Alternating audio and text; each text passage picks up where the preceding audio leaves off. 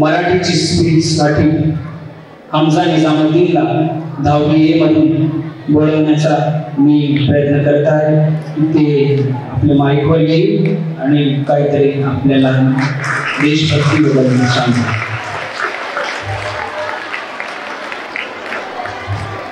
अस्सलामु अलैकुम व रहमतुल्लाहि व बरकातुहू। आपले सामान्य अतिथी, आदरणीय मुख्याध्यापक साहेब, शिक्षक व शिक्षिका व बंधू सर्वप्रथम तुम्हा सर्वांना भारतीय स्वातंत्र्य दिनाच्या खूप खूप शुभेच्छा।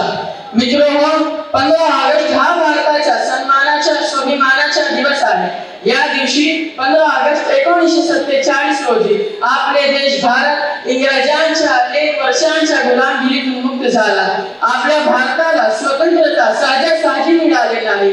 स्वातंत्र्य प्राप्तीसाठी अनेक स्वातंत्र्य सैनिकांनी आपल्या प्राणाची आहुती दिली। मौलाना अब्दुल कलाम आजाद, लोकमान्य टिळक, गांधीजी, सुभाष चंद्र बोस, खान अब्दुल गफ्फार खान, मौलवी लियाकत अली, अशफाकुल्लाह खान अशा अनेक थोर स्वातंत्र्य सैनिकांनी देशाच्या स्वातंत्र्यासाठी प्राण पणास लावले।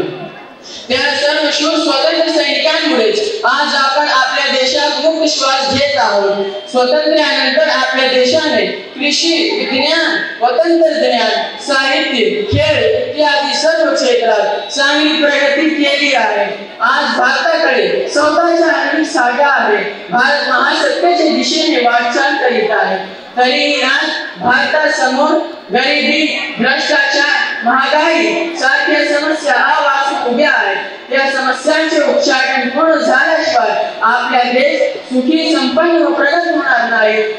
चला तर मग सर्वांनी एकत्र येऊन आपल्या देशाला एक जगातील आदर्श देश बनवण्यासाठी प्रयत्न करूया।